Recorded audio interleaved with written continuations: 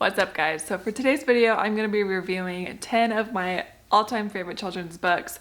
I love story time. Me and my husband both really enjoy and cherish the time that we have with our daughter with reading books before bed and reading books whenever, but especially before bedtime. And I just really think it's important to have some books that have really good messages in them and are empowering to the kid. And I just think that books can be a really great tool to use to kind of open conversation with your child. And we just love doing it with Lily Girl, and I'm sure that we will with all of our kids. So yeah, I just want to share with you guys 10 of my favorite children's books. Some of these are faith-based, some of them aren't. I would say they're for the most part gender neutral. There are some, I would say maybe 2 or 3 at most, that are going to be more geared towards girls since I just have daughters right now.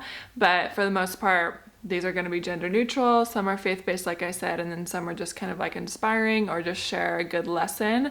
So yeah, I'm going to go ahead and jump into it. Since I do have 10, I'm going to try to make this video not too long, but I hope you guys enjoy. The first book that I have here, it's called You're Special, and I actually heard this for the first time at a women's retreat. One of my friends was speaking and it actually read this book in her message that she was speaking on, and as soon as she finished reading it, I knew that I was gonna have to go buy it. It's by Max Lucado, which a lot of these books are actually from Max Lucado. I think he's absolutely incredible. Anything that he writes, I'm gonna buy it for kids for sure.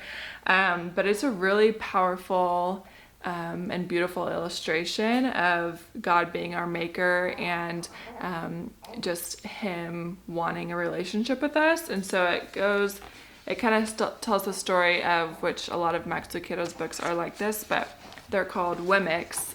So the gist of this book is that these Wemmicks go around and give each other black dots or gold stars, depending on if they look good or look bad or do something good or bad or, you know, that type of a thing. So everybody is walking around with gold stars or black dots. And so there's one girl who doesn't have any stars or any dots. And so she goes each day to Eli, which is symbolic of God.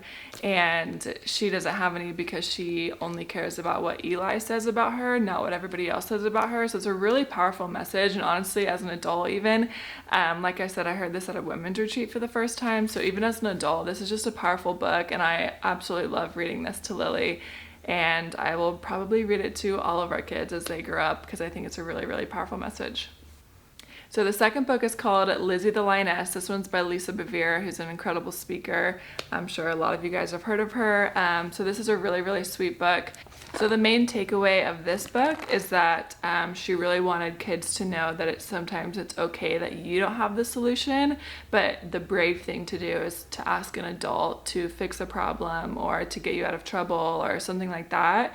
So basically this little girl in the story gets into a bad situation with these little monkey things right here, and the little Lizzie the Lioness knows that she can't save the girl, but she can go ask her family and tell her family, like her parents, that the girl's in trouble. And so she ends up saving the day, and she's like, well, I didn't do anything. And her parents basically tell her, you were really brave because you came and got us to fix the problem. So that's the basic story of this one.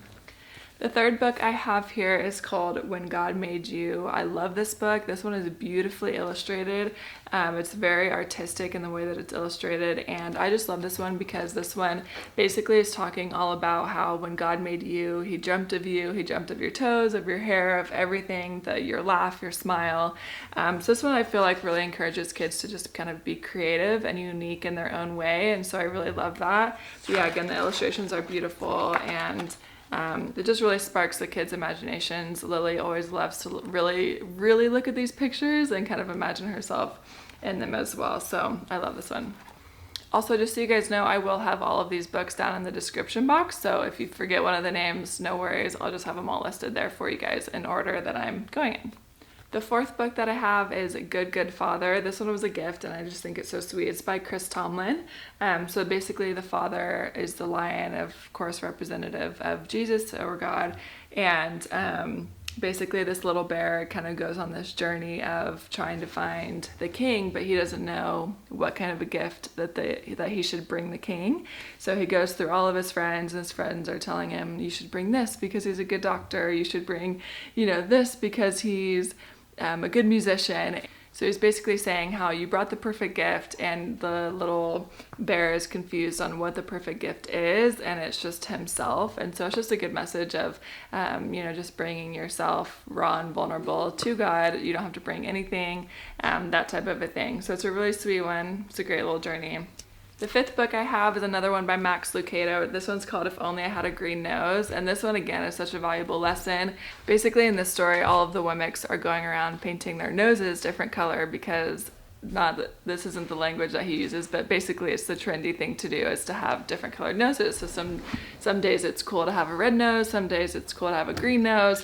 So this one is saying, if only I had a green nose. And basically once he gets a green nose, then it's like a different color is now on trend, and now you're like not as cool if you have a green nose. So then kind of on the back here, it's basically talking about how the main character, Punchinello, wants a green nose, and he realizes eventually he just needs to stop wanting what everybody else wants, and Punchinello needs to hear his maker say, I'll always help you be who I made you to be.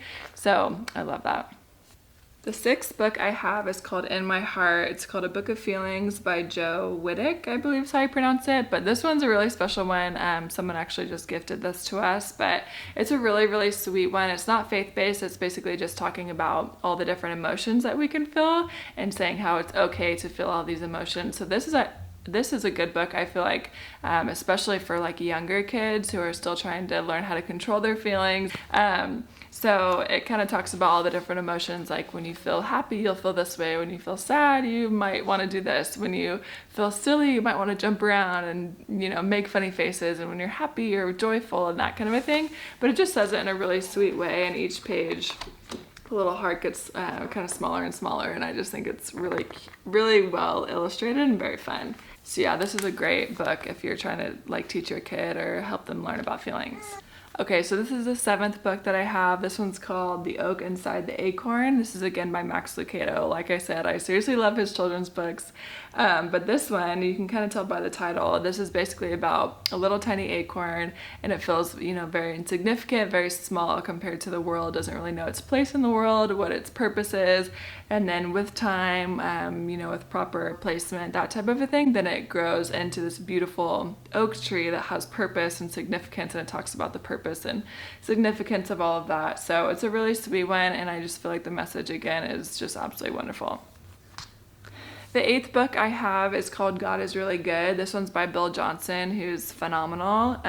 So this one I really like. This one's a little bit of a longer story. It just takes you on this journey of this little bird, and he's noticing that all of his friends have all of these different needs, and he's basically kind of going on this journey worrying and trying to get help for his friends, like saying, this squirrel doesn't have enough food, this person can't see very well, and just wondering how he can help and kind of feeling a little bit helpless. And so by the end of the story, it's sharing how God is really good. He takes care of all of our needs, that there's purpose in everything. And so so the back of it just says, start seeing God's goodness all around you. So this is a really good one to teach your kid that God is really good, he is for you, and he's going to take care of all of our needs. The ninth book that I have here, this is one of my favorites, and I've actually gifted this book to quite a few people, but this one's called You Belong Here. It's written by M.H. Clark.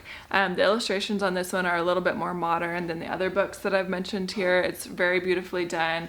But this one's a special one because it just really makes your kid feel very safe and very much like they belong. And so I'll just read the back of it because this is one of my favorite phrases from this book. And it says, "You're a dream that the world once stripped, and now you're a part of its song. That's why you are here in the place where you're meant, for this is right where you belong." So it's just so stinking sweet. And so basically it's talking about all these little animals where they belong. And it just reiterates to the child that you belong here with me. You're in the right place. And it's a heart warmer for sure. The last book, the 10th book that I have here, we just got for Lily Girl, and I really love it. It's called Princess Truly and My Magical Sparkling Curls. And the authors of this book is actually, so it shows you here, these are two different moms, and they both have two daughters, and they wanted their daughters to know that their curly hair is beautiful, and they wanted them to basically be able to see somebody who looks like them in a book. And so since we live in Idaho, it is predominantly white, and so I want Lily to be, and all my kids, well cultured, and know that every race, every ethnicity is beautiful and unique in its own way. And so this one I really love. So yeah, it's called Princess Truly and My Magical Sparkling Curls. It is so sweet. It is beautifully illustrated. I'm a person who loves color, so this just makes me so happy, and same with Lily, she absolutely loves it. But it's basically this cute little girl, Princess Truly, and when she believes in herself, her hair kind of sparkles and lights up, and she can go on all these different imaginary things. She goes, like it says, I fly across the galaxy. But this one has a lot of positive affirmations. Like she says, I'm brilliant. What else does it say? I'm smart, I'm clever, I can uncover mysteries. So it kind of goes through all of these different scenes. Some like in her imagination, like she'll be riding dinosaurs, that type of a thing. But it just is very positive, and it's beautifully illustrated, and I just love this one. And Lily's, we've been loving reading this one recently. So yeah, those are the 10 books that I really wanted to share with you guys. I know a lot of you guys have been asking for some good children's books. I hope that helps you out. Yeah, I just think as parents, we can totally utilize story time and nighttime and reading books with our kids to teach them lessons and kind of what I said before. So if you're intentional with it, I think it'll really pay off, and I feel like it's just one of our most precious times that we share with our kids. So yeah, I hope that you guys found this to be helpful and maybe inspired you to get some new books for your kids, and maybe showed you guys some that you haven't ever heard before. So I hope that you guys enjoyed this video. Please give it a big thumbs up and be sure to subscribe for more videos to come. I have a huge list of videos that I am planning on making, so make sure to subscribe to be notified. So yeah, I hope you guys have an amazing rest of your day, and I will see you guys in my next video. Bye.